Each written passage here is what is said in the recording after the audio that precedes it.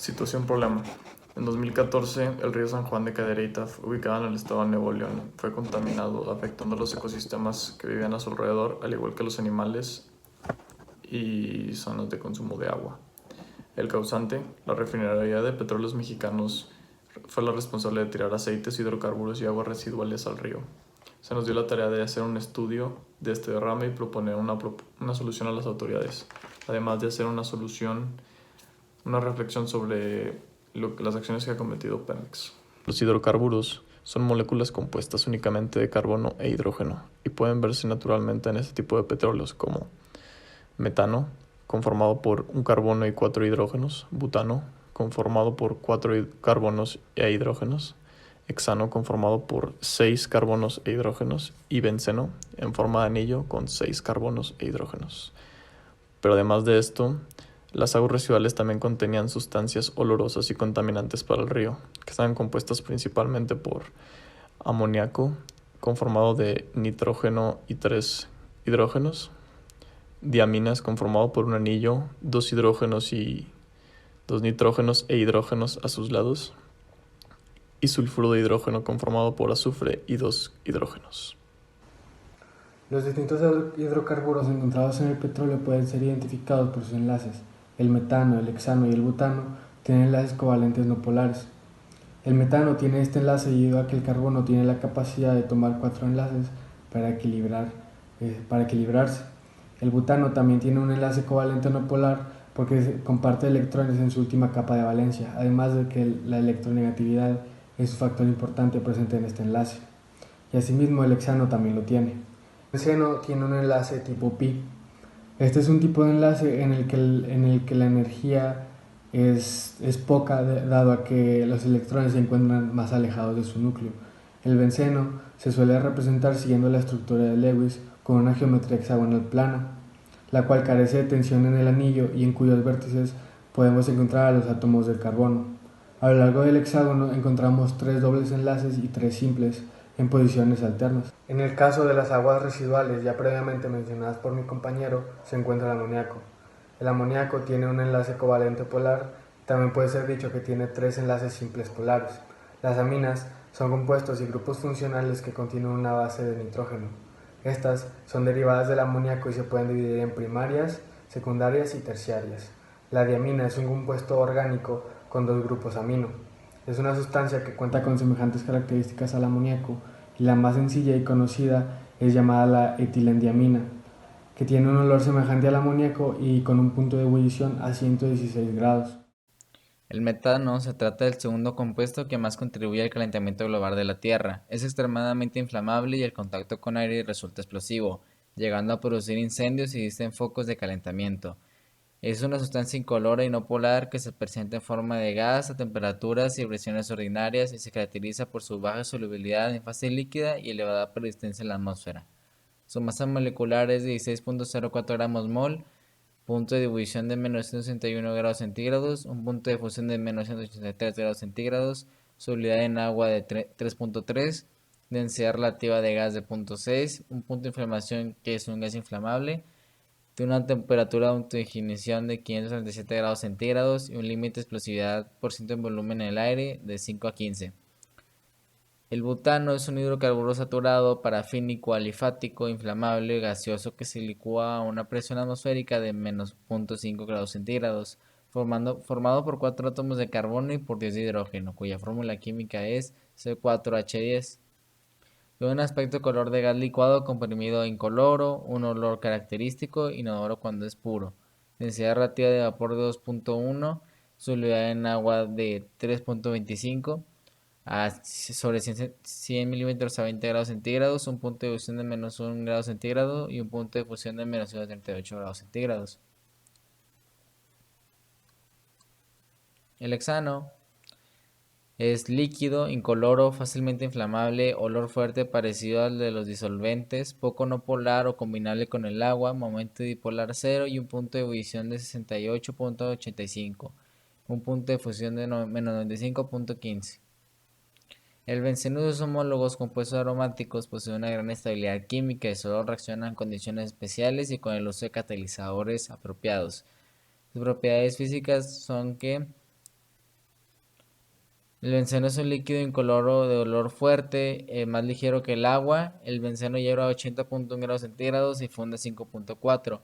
Da una atm de presión. El benceno es tóxico y resulta muy peligroso respirar sus vapores en periodos largos. Se caracteriza por ser insoluble en agua, pero muy soluble en disolventes orgánicos como etanol, éter y sulfuro de carbono.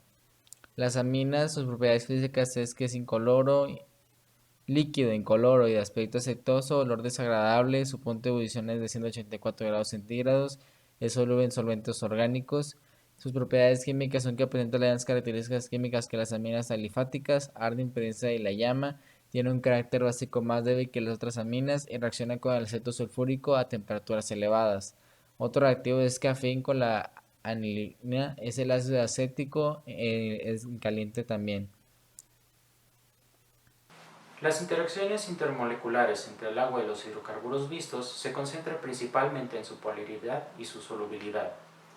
Debido a que el agua es altamente polar y los hidrocarburos que componen el petróleo no lo son, estos no se atraen entre sí. Este hecho, junto con la baja densidad del petróleo, causa que éste flote hacia la superficie del agua y no se adhiera a ésta. Esta es la causa principal de la contaminación del río San Juan. El agua está hecha de átomos de hidrógeno y oxígeno. Estos átomos presentan gran capacidad de atraer electrones de enlace hacia sí, dando lugar a la creación de puentes de hidrógenos que atraen con mayor fuerza al unirse con otras moléculas. Es este hecho que causa la polaridad y la atracción alta del agua. Por otra parte, los hidrocarbonos que componen el petróleo se conforman de manera distinta, los cuales hacen que se repele del agua. Es difícil decir específicamente cómo se comporta el petróleo, debido a que ésta está compuesta por una gran cantidad de hidrocarburos distintos que le dan distintas propiedades. Pero por lo general se ha visto que sí hay propiedades generales que comparten todos estos. La mezcla de hidrocarburos dentro del petróleo presentan fuerzas de London en sus enlaces, que las mantienen juntas. En contraste con los puentes de hidrógenos presentes en el agua, estos son mucho más débiles, lo cual crean poca atracción hacia otras moléculas. Estas propiedades también causan que el petróleo sea insoluble en el agua, debido a su diferente polaridad, el tipo de masa que comparten y el peso molecular de los hidrocarbonos. Grado de toxicidad de las sustancias y el impacto ambiental que pueden causar. Metano.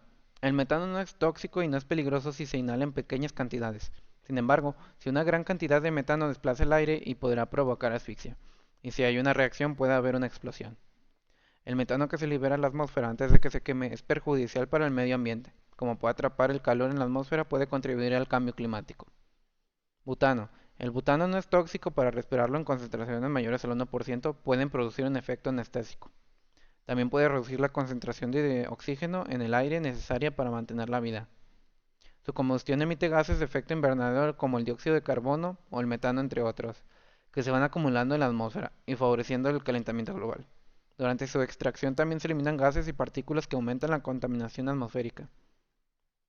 Hexano, fácilmente inflamable y muy nocivo, y peligroso para el medio ambiente.